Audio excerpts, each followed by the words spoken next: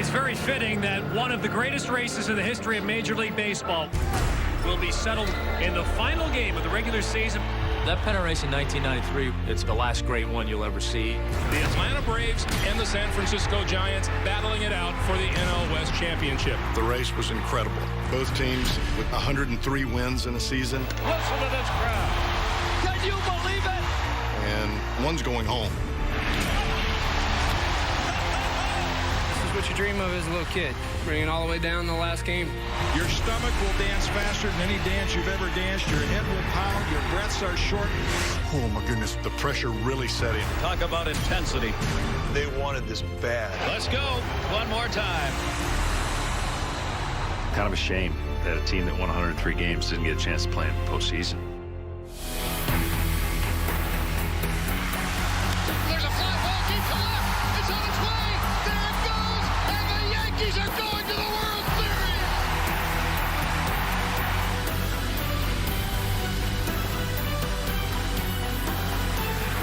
Down 2-0. The Boston Red Sox have come storming back. No hits allowed by Pedro Martinez from the 4th inning on. The chance of a lifetime for Luis Gonzalez. Floater, center field. The Diamondbacks are world champions. This is MLB's Epic Moments. Wild West. The Atlanta Braves entered the '93 season, having won the NL pennant the previous 2 years, and the team many considered the best in the league proceeded to make its pitching-rich squad even better when the trio of Tom Glavine, John Smoltz, and Steve Avery welcomed the reigning Cy Young Award winner, Greg Maddux. I didn't think that was possible. Really was like, wow, you got to be kidding me. We had assembled a team that had gone to the World Series twice, and we upgraded? Few expected that San Francisco would pose a threat to the Braves in the NL West. After all, they had lost 90 games the year before, but one new giant gave them hope. You're pretty happy to have something to agreed upon here? Yeah, very happy. That was big when Barry got there. I mean, that was like the big piece to the puzzle. But even with their investment in bonds, many thought the team would struggle. The Giants felt otherwise. That one's high, deep right field. With Barry in the middle of the lineup, power hitters like Will Clark and Matt Williams could see better pitches. He was the best player in baseball, so anytime there was a question from the opposing manager whether they were going to pitch to Bonds, they pitched to Williams. Oh, that one's hit to left field, and it is long gone. Boy, I had a dynamite team. We had pretty good pitching already. I had Billy Swift and I had John Burkett. My bullpen was one of the best bullpens I've ever had. Beck saves it. Giants win the 4th consecutive series. But while the Giants excelled in the first month, the reigning NL champs struggled. We started a little bit slow. We struggled at times to score runs, but I always remember our manager not panicking. He just didn't feel that it was imperative to be guns a-blazing come April 1st. In mid-April, the Braves flew west for a 4-game series, and the line between a surging team and one struggling would be drawn. The pitch to Bonds, hit high and deep. Justice back to the wall. It's gone. The Giants won 3 of the 4 games and closed out the series in dramatic fashion. Deep left. This has a chance. The Giants win it. This is a character builder. This is what great teams are made of. Never say die attitude. And while the Giants continue to roll, the Braves finished the month under 500. 12-13, I mean, it's not that big of a deal. You know, you're almost playing 500 baseball and you have 5 months to go. The two teams clashed once again at the end of May in Atlanta. A 3-run homer by Bonds and the Giants lead. Once again, Bonds had his way with the Braves pitching, and the Giants took 2 out of 3. And the Giants have won it. The numbers didn't lie.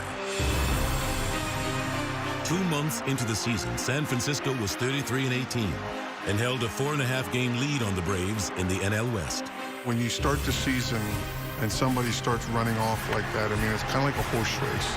If you get a fast-paced horse he's always going to come back to the pack. Coming up on Epic Moments. I remember a lot of people saying that we had this kind of fat cat syndrome, that we'd been to the World Series twice. I said, everyone's entitled to their opinion, but we will catch the San Francisco Giants. The last game of the season, and boy, does it have a lot riding on it. Tom Glavine on the mound, 21-6, but today is what matters.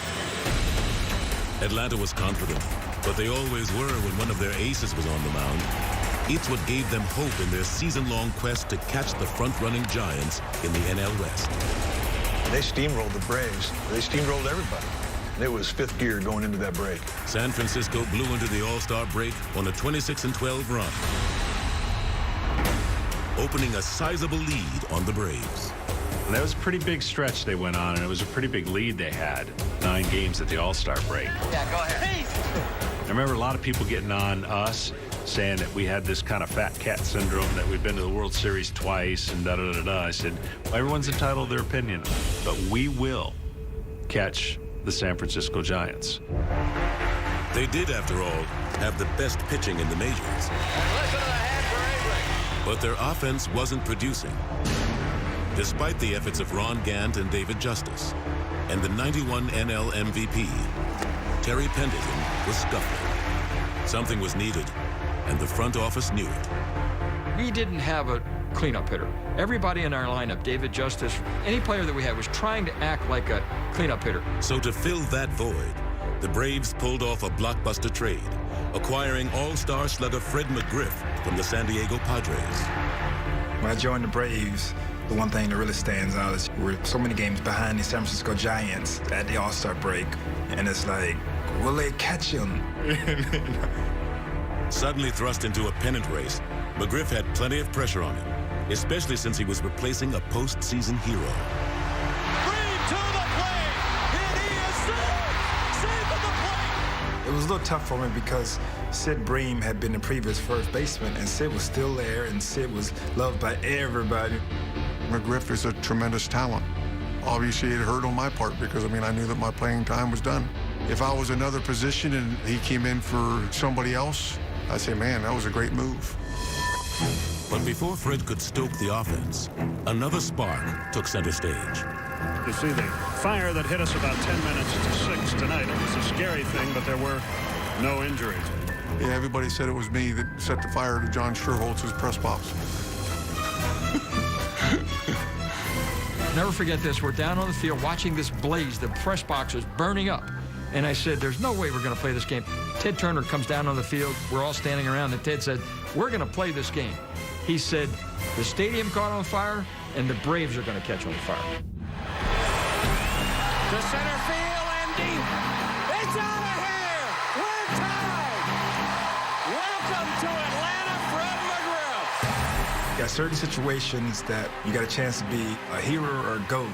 And the first night, I hit a home run, which made it a lot easier for me after that. This is exactly why the Atlanta Braves went out and acquired Fred McGriff. It was the absolute perfect addition. From that point on, we played unbelievable baseball, and Freddie was a huge part of it. 3 home runs in less than 24 hours. Crime Dog stepped in as our cleanup hitter and set up the whole lineup. Everybody else could relax, do their job as hitters.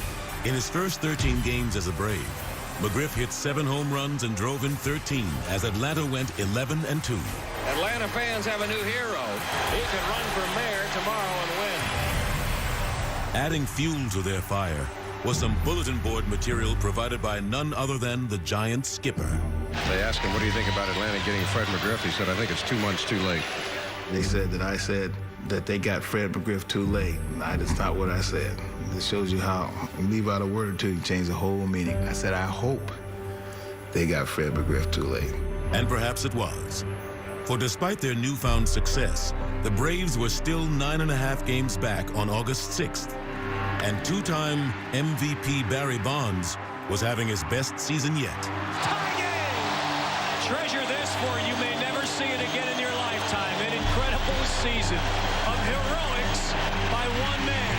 We really felt we had a great chance to get to the playoffs, and eventually, you know, from there, end up in the World Series. Keep on running. Don't look over your shoulder at the Atlanta Braves.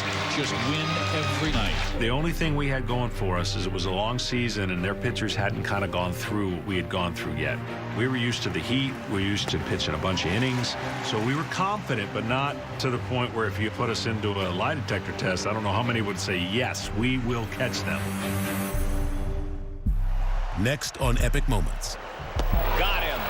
It was like, are we going to hold on to this thing, or have we become a team that's going to be caught? One of the greatest races in the history of Major League Baseball will be settled this afternoon. 21-year-old Solomon Torres is going to be starting this game, just his 8th Major League start. Torres wasn't even in the majors when August began, primarily because the Giants' rotation was getting the job done. Strike 3. And the bullpen backed them up, helping the team build this big lead in the NL West. Struck him out swinging, and the ball game is over. But in the dog days of August, the Giants began to cool off just a bit. We were playing really the last place teams in our division, and we didn't play very good. The Braves, meanwhile, were enjoying the crime dog days of August. For since McGriff's Braves debut through the 22nd, they had gone 23-8. Back toward the wall, out of here! Yet still trailed the Giants by 7.5 games. But we knew we had some games left with them. Giants and Braves finally go head-to-head. Giants gonna kick butt. 3-game sweep.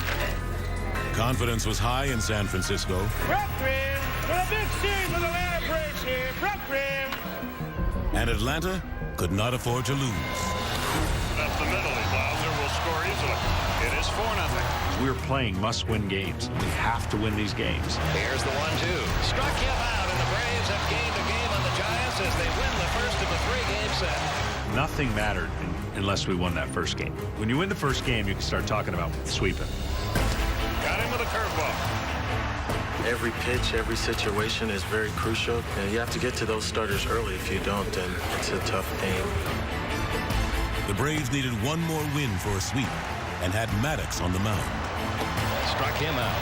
There is the best pitcher on the planet, Greg Maddox. Atlanta's explosive offense pummeled San Francisco's top starter. Deep to right center field. Justice and McGriff have done it again, and it's 6-0. We knew that if we take care of business, that it would send a message that we're not dead yet. They kicked butt. They swept. To lose 3 straight games to the Braves, it was like, are we going to hold on to this thing, or have we become a team that's going to be caught? One series later in Atlanta, they faced off for the last scheduled time. And Rigetti puts Justice on his can. We started feeling we got them. We're in their head a little bit. Keep the pressure on. That's ripped to right field, and forget that. The home team Braves won 2 of 3, and on September 2nd, closed their deficit to 3.5 games. It's hard to play your best baseball when you're looking in the rearview mirror. And the Braves just kept getting bigger and bigger in the mirror until they were right there. San Francisco's pitchers began to falter as Bill Swift and John Burkett dealt with dead arms. And that helped push the Giants to call up Torres, who provided a lift by winning his first 2 games. Struck him out. They had not slowed down at any point. They were on a historic rate. At some point, they're going to hit a skid. But we got to be on the other side when they do. The Braves maintained the pressure, winning 7 of their next 8. And by September 10th, the 2 teams were tied. Dusty Baker would say day in and day out, when do they stop? When do they cool off? It's a home run. The Braves win. Ron Gannon's done it again. The Giants were at rock bottom on September 16th, when an 8-game losing streak had them 4 games back. We go from first to drop of the bucket. The Braves have taken over. And that sign tells it all. You can't catch us now. But just when it looked like the Giants were finished, they weren't. There was just no letting up. You watch this Giants team, and they were pushing hard because they wanted this bad. 2 teams, same division. With 100 wins still in sight, in the final 2 weeks of the season, this epic pennant race had become must-see TV. Every night, one of us was taking the field knowing that the other team that was on the East Coast had already won. 3.5 games ahead of the San Francisco Giants. You just constantly watch that scoreboard just to see, hey, did they win? The drive, the desire to win was so intense from both camps. It was wonderful. Atlanta Braves have lost to Houston. If this is not enough to get you excited, nothing will. Hit deep, left field. Giants win, it's gone. Incredibly, the Giants won 11 of their next 12 to draw even with the Braves. That felt great. You know, these people don't want to leave. I know. I don't blame them. I don't want to leave either. For on September 28th, the two combatants both had records of 157. Those teams pushed each other at an extremely high level for so long, and the Braves had what probably was one of the best second halves to a season that anybody's ever seen, largely due to the inclusion of Fred McGriff. Atlanta's 54-19 record after the All-Star break was the fourth best in Major League history. And McGriff had 19 home runs and 54 RBIs in the second half, with one game to go. Obviously, we had to win the division. There was no wild card at that time, so we're fighting to the end. Later on Epic Moments. The pressure really set in. This was about as much of a playoff atmosphere as you could create in a regular season ballgame. What an incredible season it's been for this Atlanta team. A record 103 victories, an incredible 53-19 record since the All-Star break. And today they need a victory to have a chance to at least force a playoff. A long, intense day awaits the Atlanta Braves. First, they've got to play a game, then they've got to watch one out in the West Coast. We had a lot in our favor now. We were going to play a team that was just coming into the league, basically, and we had had success. And they were going to be playing their most hated team. It's very fitting that one of the greatest races in the history of Major League Baseball will be settled one way or another at Dodger Stadium this afternoon. The bottom line for us is we knew we had to finish in Los Angeles, and that was our biggest rival. Did he do it again? Yes! Bonds with his second three-run homer, and the Giants lead 7-4. Going into the last game of the season, we'd already beat the Dodgers 3 games in a row, which was tough coming into L.A. The San Francisco Giants have never swept a 4-game series at Dodger Stadium. But before they went for the sweep, the Giants turned their focus to a game being played 4 hours earlier in Atlanta. And the 0-2 pitch on the way, strike 3, swinging a very strong start for Tom Glavine. Anytime that you have Tommy going out onto the mound, I mean, there's a lot of confidence going through the clubhouse, and going into that last day, we believe that it can happen. Glavine records his 4th strikeout. Glavine pitched into the 7th, holding the Rockies to 3 runs. Up the middle, base hit center field. And the middle of the Braves lineup produced all the runs Atlanta would need. Curve swung, high drive right field. It is gone. Home run, Justin. He knows how big that run is. We were watching, and we knew the Braves were going to beat the Rockies. The Atlanta Braves have run the table against the Colorado Rockies. And now, scoreboard watching will be the order of the day. We were going to sit around and watch the game. The San Francisco Giants now know they must win to force a playoff game. The pressure really set in. This was about as much of a playoff atmosphere as you could create in a regular season ballgame. And in the face of that pressure, the Giants put their fate in the hands of the 21-year-old rookie Solomon Torres, who had a fresh arm, but just 41 big league innings to his credit. That was perhaps the toughest decision a young manager could have, and that was the best choice at that time. Dusty took some heat for it, but we just didn't have anybody else. Everybody else was just gassed. He got a high heat. First 2 innings, he was dealing. No runs, we're in the game. We're like, oh, cool, And then things exploded on him. And the Dodgers lead 3-0. And after Torres was pulled in the 4th, down by 3, the Giants' bullpen let it slip away. And Piazza hits one to deep right field. Gone! The thrashing that we took, it just seemed like the longest game I've ever played. Piazza's second home run of the game, a 3-run It was so loud at Dodger Stadium that day because they were knocking us out of the playoffs. And in Atlanta, the Atlanta Braves and their fans are still at Fulton County Stadium. Watching the clubhouse, and we watched it on the big screen outside. Down the left field line, Martinez fly ball. This season is over. When the final out was made, it was unbelievable. Their third consecutive National League Western Division championship. Just so many great things that went into us coming back and catching those guys. I'm a right middle book now. Perfect inning. We won 103 ball games, and we went home. It's tough to swallow.